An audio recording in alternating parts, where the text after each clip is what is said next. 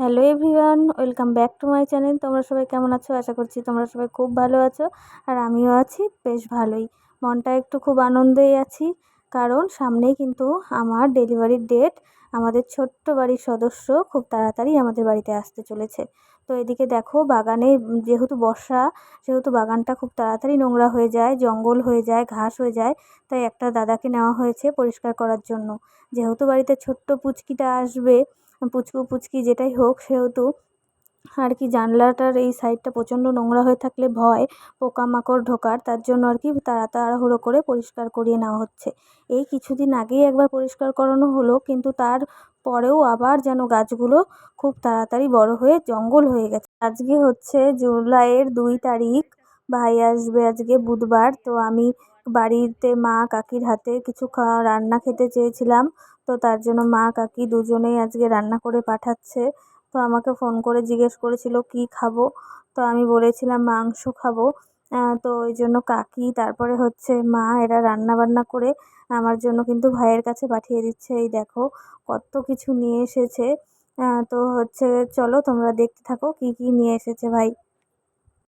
তো এদিকে দেখো, দুই ব্যাগ ভর্তি করে কিন্তু ভাই খাওয়ার নিয়ে এসেছে, আর এই ব্যাগটাতে ছিল আমিষ সব কিছু। তার জন্য ভাইকে বললাম, তুই আগে তোর হাতটা যেহেতু এঁঠো, আমিষটা বার কর, আর নিরামিষটা ধরিস না, মানে পূজার প্রসাদ আছে তো। তো সেই প্রসাদটা আমি বার করব। কালকে মামাবাড়িতে হয়েছিল বিপত্তারিণী পুজো, তো সেখান থেকে বুনু আর কি প্রসাদ পাঠিয়েছে, ঠাকুরের যে মেন ভোগটা, মানে খই মুড়ি নাড়ু এগুলো, মুরখি নাড়ু, তারপরে হচ্ছে লুচি, তারপরে মিষ্টি, তারপরে হচ্ছে সুতা, ঠাকুরের বিপত্তারিণীর যেটা মেন ঠাকুরের সুতা, তারপরে হচ্ছে নিরামিষ তরকারি পাঠিয়েছিল, কিন্তু সেটা না বাটিতে চাপা দেওয়া ছিল অনেকটা সময়ের জন্য, নষ্ট হয়ে গেছে, খেতে পারিনি। আর এদিকে দেখো, ব্যাগটা খুলতেই এরকম ফ্যানটা দেখে আমি তো অবাক হয়ে গেলাম যে এটা আবার কে কিনেছে। তখন সোনু ভাই বলছে যে এটা লবকুশ কিনেছে, মানে আমার যে দুই যমজ ভাই ওরা কিনেছে এই ফ্যানটা। আর একটা ফ্যান তো একটা ছেলের জন্য, আর একটা হচ্ছে ওদের যে ভাগনা ভাগ্নি হবে তার জন্য, তো তাকে যেন হাওয়া খাওয়াতে পারি। তো দেখো, তোমাদের দাদাও দেখে হাসছিল, বলছে বাহ সুন্দর হয়েছে। তো ভাগনা ভাগ্নি হলোই না এখনো, মামাদের কত চিন্তা দেখো, এক মামা খাবার নিয়ে চলে এসেছে, আর সব মামারা আর কি এটা ওটা পাঠিয়ে দিচ্ছে ভাগনা ভাগ্নির জন্য। তো দেখো এদিকে কত কিছু পাঠিয়েছে। কাকি সকাল থেকে রান্না করে পোলাও, তারপরে খাসির মাংস, মুরগির মাংস পাঠিয়েছে। তারপর বাবা আবার জিজ্ঞেস করেছিল কি খাবো, কোন মাংস। তো বললাম যে কাকা যেহেতু দুটোই মাংস মানে বাজার থেকে এনেছে, দুটোই পাঠাবে, তাহলে তুমি আর কি কোনো মাংসই দিও না, তুমি খাসির মাথা পাঠিও রান্না করে। তো তোমরা খাও কি না জানি না, আমার কিন্তু খাসির মাথা কিন্তু খুব ভালো লাগে কষা কষা করে। তো তার জন্য আর কি আমার মাও আর কি খাসির মানে মাথাটা আর কি রান্না করে পাঠিয়েছে। তো গাছের আম দেখো পাঠিয়েছে।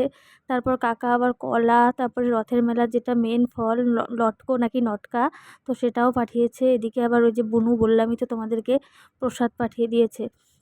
আর বাবা আবার ছেলের জন্য 2 বোতল আর কি আমের ম্যাঙ্গো ফুটি বানিয়ে পাঠিয়েছে। তো এই আর কি দেখো। তো চলো এখন এগুলো পরিষ্কার করি। আর এই যে দেখো পোলাও কয় বাটি পাঠিয়েছে, 3 বাটি পোলাও পাঠিয়েছে কাকি। আর এটাতে পাঠিয়েছিল খাসির মাংস, আর একটা বাটিতে তো কি পাঠিয়েছে করব, হচ্ছে আর এখন তো আর মুরগির বাড়িতে মাংস। যেতে পারবো না। ইচ্ছে করলেও এখন তো আর যাওয়ার উপায় নেই, তাই এখানে বসেই বাড়ির আর কি খাবার দাবারগুলো খাচ্ছি, আর মনে মনে ভাবছি যে বাড়িতেই বসে হয়তো খাচ্ছিলাম। তো এই আর কি। তো চলো, তোমাদের দাদাকেও দিব আর আমিও খাবো এখন। তো এদিকে ভাইকে বলছিলাম, ভাই তুইও নাম, তুইও একটু খা। তো বলছিল না না, আমি খাওয়া দাওয়া করেই তারপরেই একদম রওনা দিয়েছি, আমি খাবো না, তোরা খা, আমি বাড়িতে খেয়ে এসেছি। তো এই জন্য তোমাদের দাদার আর আমার বাড়ছি, আর এখন তো সবারই খাওয়া দাওয়া কমপ্লিট। তার জন্য আমি আর তোমাদের দাদা খেয়ে রেখে দেবো, তারপর আবার সবাই খাবে। আর হচ্ছে ছেলে আর তোজোও চলে এসেছিলো আমরা খেতে খেতে, তো ওদেরকেও কিন্তু পরে দিয়ে দিয়েছিলাম খেতে।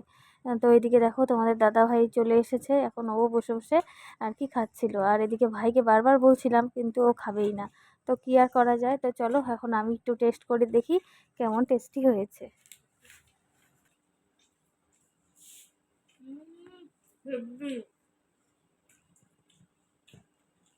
ঝাল ঠিক আছে না? একদম পারফেক্ট। এই প্রেগনেন্সিতে না অনেক কিছু খেতে ইচ্ছে করে, অনেকজনের হাতের রান্না খেতে ইচ্ছে করে। তো তোমাদের কার কেমন সেটা জানি না, কিন্তু আমার তো ভীষণ ইচ্ছে করে। আর এখন তো গিয়ে তো বাড়িতে গিয়ে থেকে খাওয়ার মতন আর কি পরিস্থিতি নেই, যেহেতু সামনেই ডেট চলে এসেছে।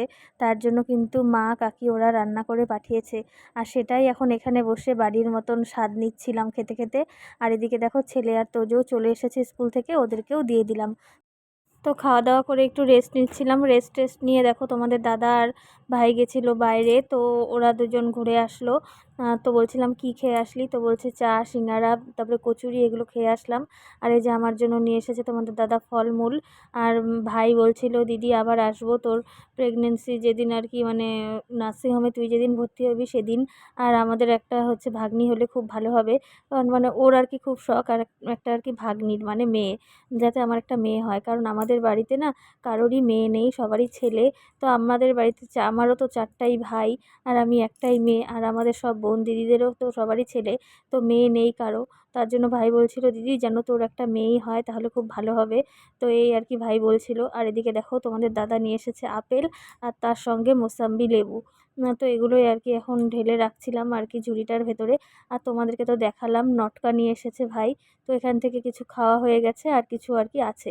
আর এই নটকাগুলো কিনেছিল আর কি হচ্ছে সোজা রথের দিন। তো আজকে দিয়ে অনেকটা দিন হয়ে গেল জন্য নটকাগুলোর উপর একটু লাল লাল হয়ে গেছে। তো এই আর কি ভাই কালকেই আবার চলে যাবে, আর আমি যেদিন নার্সিংহোমে ভর্তি হব তার আগের দিন বা সেদিন আসবে। তো চলো আজকের ভিডিওটা এই পর্যন্তই, টাটা।